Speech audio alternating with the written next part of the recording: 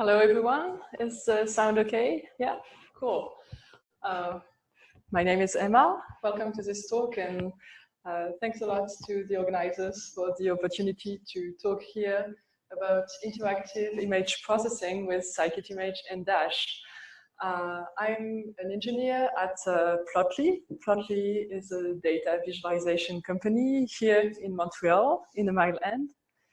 And I'd like to start just by introducing myself so that you know my background a little bit.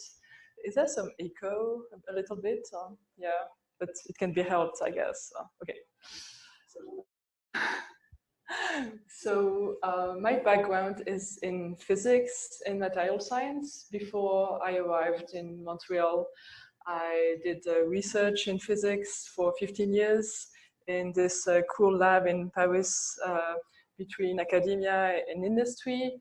And for my research, I was studying glass, and I used to go to this large instrument X-ray facility, the synchrotron, where I would acquire gigabytes and gigabytes of image data. And this were really the data I was using to get science out of this data.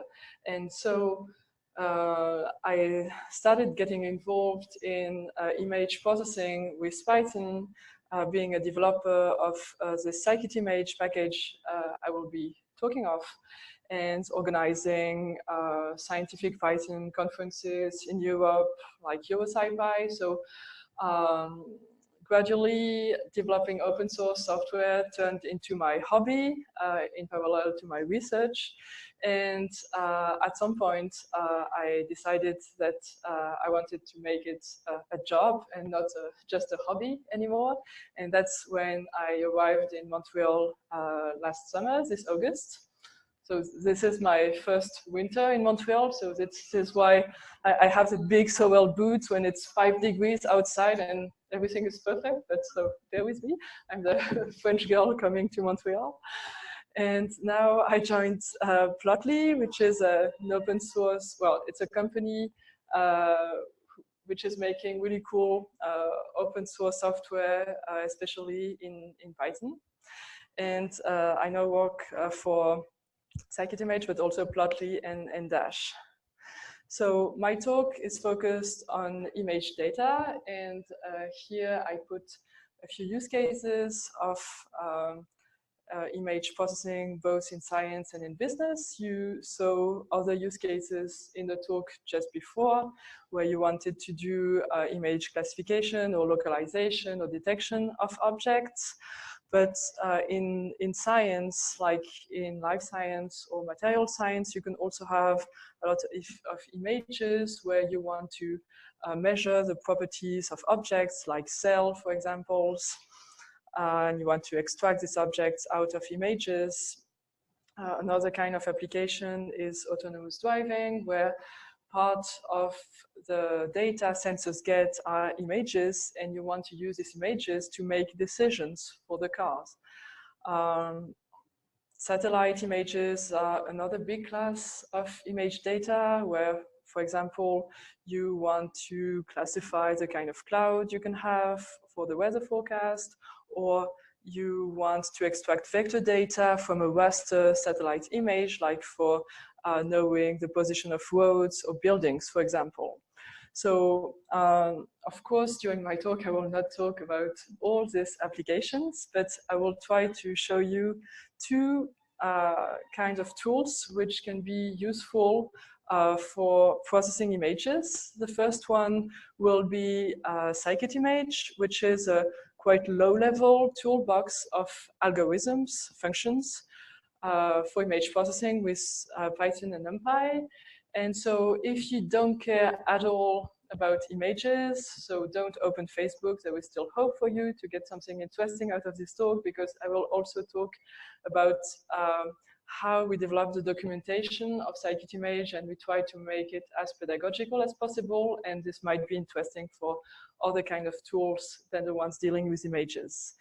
Then in the second part, I will explain how with Plotly and Dash we're trying to bring interactivity to image processing on top of packages such as scikit-image, and that is how you can use tools such as web applications for interactive image processing. And once again, if you don't care about image processing, I will start this part by introducing the web framework Dash, and this is also interesting for other kinds of data. So let me start with scikit-image. What is this? It's an open source, so I will speak only about open source software tonight. Library, so it's a library, doesn't have a GUI, it doesn't have menus, and it's in the second part that we will see how to add interactivity to such a library. It works with Python and is fully Numpy natives, that is, images are just Numpy arrays. Compared to other libraries, such as the well-known OpenCV, which you might know, scikit-image works with 2D, RGB, multi-channel, but also 3D data, such as the ones you have in MRI, computed tomography, and so on. And it focuses more on scientific images, applications which you will have in biology, material science. So don't use it like to have cool Instagram filter or stuff like that. This is not the purpose of the package. It also really strives to be as pedagogical as possible with an API that is very simple and documentation that should make the learning curve as gentle as possible. By the way, if you have questions during the talk, really don't hesitate asking them. I'm really happy if the presentation is as interactive as possible. It's not only the image processing, which should be interactive. Scikit-image is part of the scientific Python ecosystem, as scikit-learn, for example. All these packages of the scientific Python PyData ecosystem share this common denominator of NumPy arrays, which can be exchanged between the packages, and it makes the interaction between these packages very, very straightforward and easy. So one of the targets of scikit-image is scientific image processing. That is, for this kind of applications, usually you want to transform images into extract properties of some objects, like some grains, some cells. And for this, usually you have a pipeline-like workflow where you will transform an image into another one. For example, the first stage of filtering, then a geometrical transformation, some feature extraction. Segmentation is extracting, well, labeling pixels of specific regions. And so scikit-image has submodules for each of these tasks. And in each of these submodules, you have functions which you can combine in a pipeline-like approach. So this scientific image processing workflow is what I would call the traditional way of doing image processing, what is done on a daily basis in biology labs and physics labs. But nowadays, a lot of state-of-the-art image processing is done with deep learning. And so one disclaimer is that scikit-image does not provide deep learning networks in the package, especially not deep learning training. The reason is that scikit-image really tries to be something which is installable, that can be installed on most architecture, that is very easy to set up and install, and in particular, it doesn't support GPU code. So therefore, you have to use other packages like PyTorch or TensorFlow and so on. But scikit-image is still a great tool for image pre-processing. That is, for example, when you want to build a training set and you need to do image resizing, or having a common intensity profile and histogram. This is something that can be done. Every operation is one line, one call to a function of scikit-image. You can do also data augmentation. by geometrical transforms, and the ImageOg package, for example, depends on scikit-image for a lot of operations for data augmentation. And also for post-processing, like when you want to do measurements on instance segmentation, for example. So beyond deep learning, you can also use scikit-image in a PyData approach in combination with more traditional machine learning, like the scikit-learn type of machine learning. And for this, you have a whole submodule of scikit-image, which extracts features out of images for you. These features can be pixel-based or patch-based, like for example, Gabor filters, daisy features, and so on. Or it can be features extracting objects of interest depending on local geometry, like corners, for example, which is used here for image registration. And once you have extracted these features, you can pass them to your usual scikit-learn estimator. And this example is an image from my lab where we wanted to classify pixels in the smooth region and in the texture region because they corresponded to different kinds of materials. And using these two user-defined blobs here, we extracted features using the daisy features of scikit-image, and then we passed them directly to a random forest classifier of scikit-learn, which gave a class label to each pixel, and then we went back to the traditional scikit-image world in order to post-process these results because some pixels were not correctly labeled. But in an image, you know that usually neighboring pixels should have the same label, and then we could apply just a series of filters to get a result like this yellow boundary, which is a really good result. So just remember that scikit-image and scikit-learn interact really well together. We just need a bit more documentation on this, I guess. It will come. Just to show you a few lines of code with scikit-image. So as I was saying, all functions are found in submodules. Like in I/O, you have this very useful function just to read an image array from an image file. And then what you get is a Numpy array.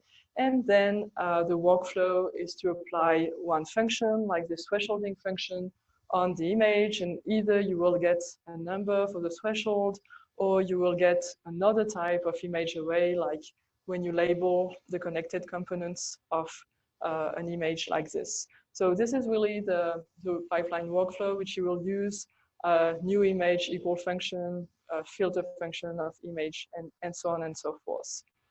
And so the API of scikit-image is very simple. It's just you have the submodules, and inside you have functions. And functions take arrays as input arguments, and then the output is usually an array. And you use exactly the same syntax, the same functions for 2D and 3D arrays, which makes it quite convenient when you have different image modalities. So very simple, very boringly simple API, but that's what makes it simple to use.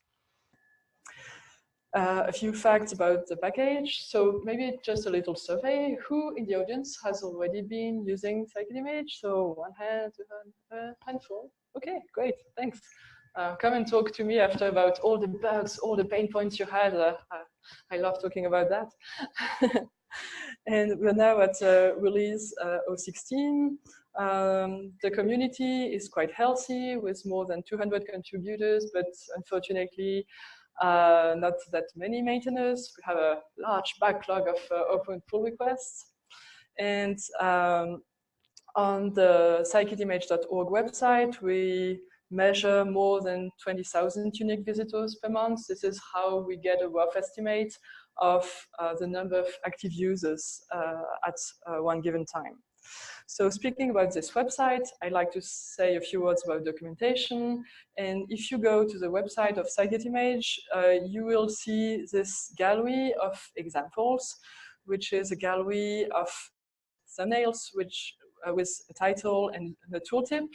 And this gallery is powered by a Python package called Sphinx Gallery, which is one of the things people usually don't know but really should know about. It's a tool which allows you to build a gallery from just simple Python scripts. So here is how it works. So when you click on one of the thumbnails, you arrive at a web page where you have a Python script with code doing image processing and a figure which is the result of your image processing task, plus some explanations about image processing algorithms. And Sphinx Gallery just needs a simple Python script to generate the web page, the figure, the gallery, and you also get for free stuff like in your API reference, you get mini galleries of all the examples which are using your function. And the other way around is that in your example, you can get links like here in orange to the API reference. So it introduces lots of cross-linking in your documentation, which is one of the ways to be sure that people find their way through the documentation of your package. So I was mentioning this stuff about documentation because for me, interactive image processing is also making sure that people can find what is available for image processing.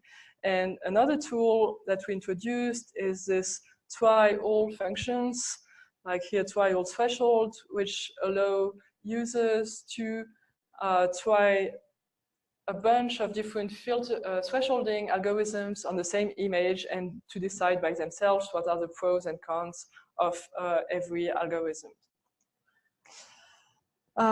So in terms of interactivity, one thing which is also very important is to have quite fast execution. And so yeah, this graph is quite busy, don't try to look at it for now. But so scikit-image relies on pure Python and Cython code, and sometimes it's slower than code relying on C and C++, optimized CPU instructions, and so on. And one thing that we're trying to develop at the moment is to parallelize more algorithms using chunking, like dividing a big image into several chunks, sending them to different cores and threads, and then gluing them together, taking care of border effects. And this graph is just to show that the speed up factor which you get depends quite a lot on the algorithms, but for some algorithms you get quite a good enhancement. So this should keep on making improvements in the future. And another way which you can have to have a really interactive workflow is to cache some intermediate results if you have a large pipeline with heavy computations. And here I would just like to give a big shout out to this joblib library, which has this memory decorator, which you can use just to cache intermediate results, and then updating your pipeline really is not that costly anymore. Okay, but now what if we really want to do real interactive image processing where we want to play with the image, we want to change parameters and see the result without going back to our IDE and writing lines of code. How can we do this? One thing which is possible is to have widgets for parameters of algorithms. Like here in this example, I used IPython widgets in order to create a slider. And when you move the slider, you can change the threshold of to binarize an image and see what is the result. But so for this class of tasks, you have widgets for parameters. but what if you want to interact with the image itself, select regions, like select a bounding box, like in the talk we had just before, and that it triggers some action. So how can we do this? Because it's actually something you want to do in a large number of use cases. Here I put a few of them. For example, sometimes you want to seed a segmentation algorithm by marking some objects, just saying this must be one object, this is a background, this is one object. Or you want to measure distances. Let's say you want to know the size of a brain, so you need to draw on the image for this. Or let's say you want to remove the background, this image from the background. You want to select bounding boxes for cars, for your autonomous car application. Or if you have already a segmentation, like here for different fields, you want to post-process the segmentation, just correct regions which are not correctly labeled, and so on and so forth. So how can you do that? In the rest of the talk, I will show you how we are now doing this with the Dash framework. But let me just now spend a couple of minutes introducing what is Dash. So once again, a little survey. So who here has already used the Dash framework? 1, 2, 3. Yes, about the same number of scikit-image, but that's only one person using the two. Yeah, cool. So Dash is a web application framework developed mostly by Plotly, and which allows you to write your applications in pure Python. So the catchphrase could really be no JavaScript required, because you will write everything in Python, plus if you want a bit of CSS, if you really want to customize everything, but it also tries to have good, beautiful defaults so that your apps look good. And in the rest of the talk, I will show mostly very simple apps with simple code examples, but just to show you that the apps can actually look really good, like this one, where you have a lot of controls, you can use cartography, or this one, I think I've got a live example of this. No, not this one, yeah. This one is for exploring TSNE classification data, where you have these different clusters, and here you can change the learning part. But let's say this one was wrongly classified and you want to explore, then you can see to which image it's corresponded to. And so this will typically be 100 lines of code or something like that.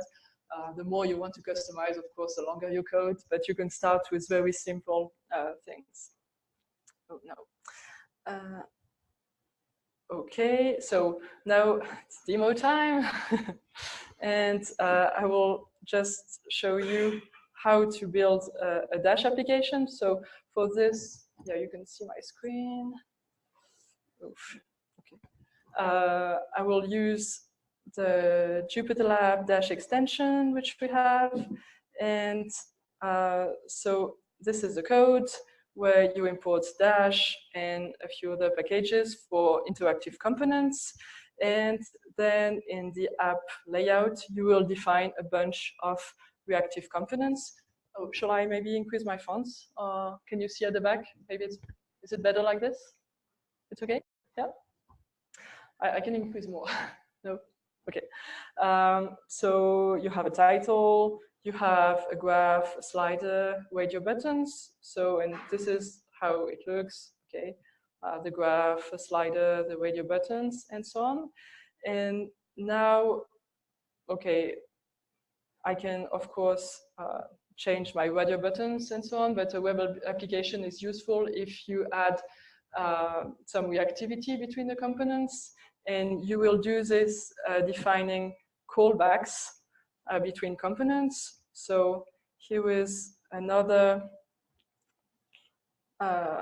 very minimal Dash app where I have this input, I have this div, and the way they are connected together is just by having a callback, the input being, well, the text input, and the output, the div. And so here is how you wire them together. Okay, so you can have a bit more complex applications like using the Plotly graphing library, because this is how we are going back to the world of image processing. In Plotly figures, you can capture events such as hover events. You can capture also zooming events, layout events, and this is a way to trigger events and callbacks by interacting with a figure. So this is what we're going to use for image processing. And okay, so just to say what are the available components in a Dash application. So you have the normal HTML components, but which have a Python API. That's just a package. Then Dash core components are reactive components like sliders, drop-downs, and so on. You have charts, graphs, so and the Plotly graphing library is a first-class citizen, but you can also use other types of graphing libraries if you prefer. The interactive data table is also quite nice. Let me just demo this. It's data table a bit like Excel-like, where you just, usually you define it from a pandas data frame, and it can be editable. You can filter also, like if I want, this is the iris data set, I want the largest petal width, and let's say I want to change this value and so on. So you can have a quite rich editable data table. Okay, but so how are we going to use the Plotly graphing library for image processing? So as I was showing before, Plotly can be used to capture some events, and I had this example. No, I don't have it. Okay, that's okay. For example, this is a scatter matrix pair plot in Seaborn, where when you select a region, then it selects in all the different dimensions, so quite useful. And now we can use this also for having here an image. Let's say we want to display intensity profiles of all the 3 channels in the image. So let's say I have this shape here, and I want to see the profile, and it will update. You see that you have somewhere the big red nose, and so on and so forth. So this is a way to get interactivity, for example. So what is the code corresponding to this? Because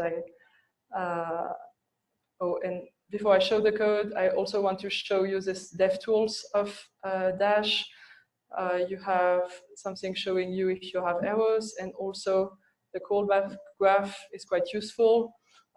Here's a simple app where you only have this image, and when you change the relayout data, that is, you change your shape, then it stores the coordinates, and then it uses these coordinates to update the profiles here.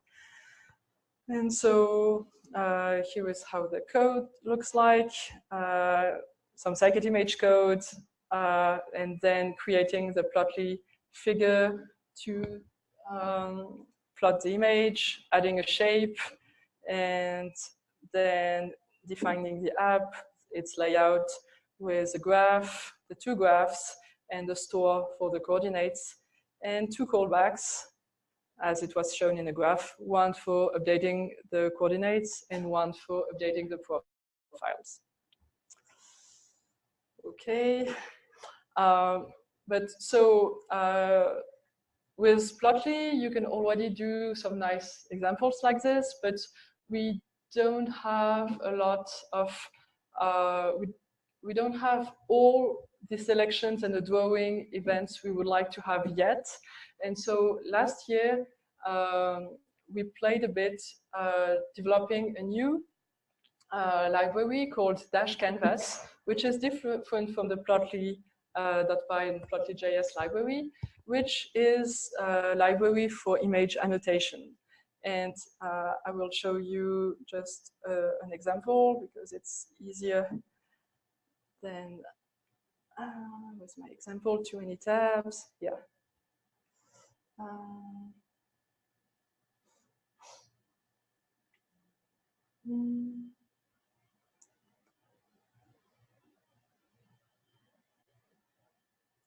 Okay, so let's say I want to segment this 3 objects. And so here, no, it's just to be sure that, no, I could do something else. It's just seeds for the watershed algorithm. And then behind the scene, you have scikit-image, which is using the watershed algorithm. But if I do it again with just, let's say, one straight line, it should work as well. That's why it's the beauty of live demo. Yeah, it works. Okay, and so what is -canvas? It's React.js component, so written in JavaScript, but with a Python interface. Like in Dash, actually, reactive components are written React objects, JavaScript, but they have a Python interface so that you can use them from Python. And this is the way you would go if you were to develop your own custom component for Dash. You would take either an existing React library or build your own one, and then define a thin wrapper around it so that you can call it from Dash. So this is what I did for -canvas. I used this existing React Sketch library, which is itself based on the Fabric.js library. So I didn't write a lot of JavaScript code myself, which is really better for users.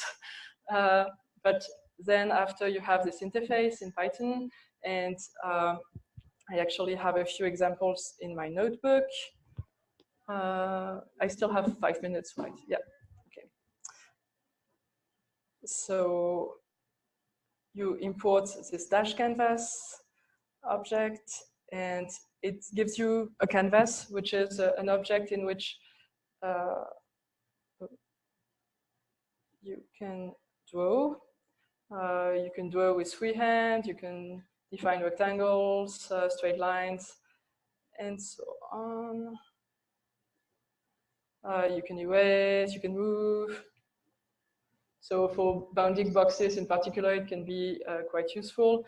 And then, of course, usually you want to use it with an image background, and then you can do the same.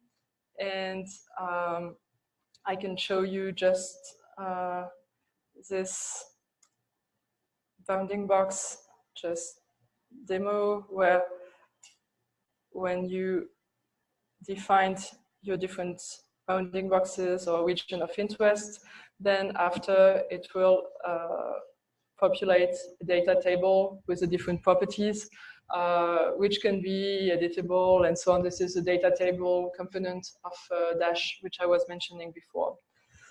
So what you have in -canvas is both this React component for drawing on images, but also functions which leverage scikit-image behind the scenes so that once you retrieve the geometry of your annotations, then you can create, for example, binary masks or perform like boilerplate operations for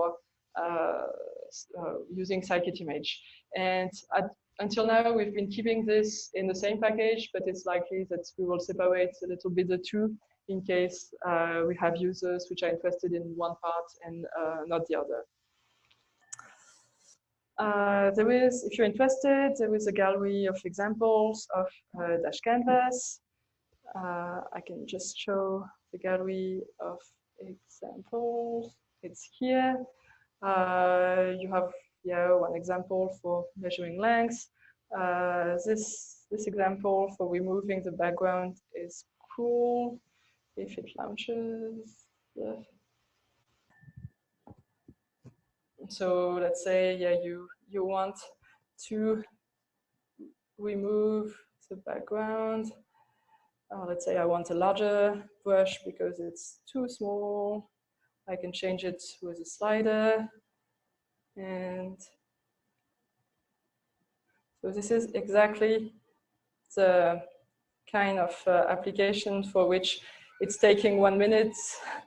That's what the previous talk said. And every second which you can gain is very useful because you have hundreds of images like that to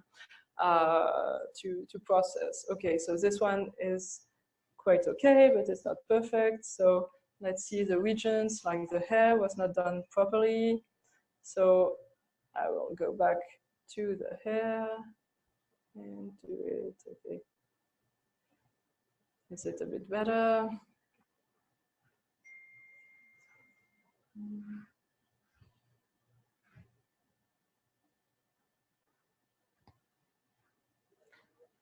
It's better. It's not perfect yet, but it's getting better and better, and you can improve it every time. Okay. So what is the roadmap for this Dash Canvas project? So one important thing is that we've been experimenting a lot within Dash Canvas, but now we're interested in porting some of the drawing features which we have in Dash Canvas to the Plotly JavaScript library, so that you would be able to draw on charts, not only images, but also just scatter plots or the maps or things like that. So this is one of the items which we have on our roadmap. We're also interested in having richer interaction with images, richer annotations and visualizations, like, for example, rectangles with labels, and of course, having more examples for the gallery. So if you have ideas about applications where image annotations, drawing on images could be useful, I'd be delighted to talk about it with you. And one news which is very exciting is that both scikit-image and Dash have been recently funded by the Chan Zuckerberg Foundation. I don't know if you saw that. It was like 1 week ago. The Chan Zuckerberg Foundation initiative announced that they were funding 32 open source projects in their essential open source software for science grants. And one of the grants which was selected is interactive image processing with scikit-image and Dash. So exactly what I've been presenting to you tonight. And so I will work on it full time during the next year. And I find it really exciting, but at the same time, it's also a lot of responsibility towards the community to be funded to do this. So really, if you have points which you would like to share with me, if you have things I should not forget when developing these tools, really come and see me. Or you can also reach out on Twitter. We want to write a lot of documentation for this project, so your feedback will be very welcome, and thank you very much.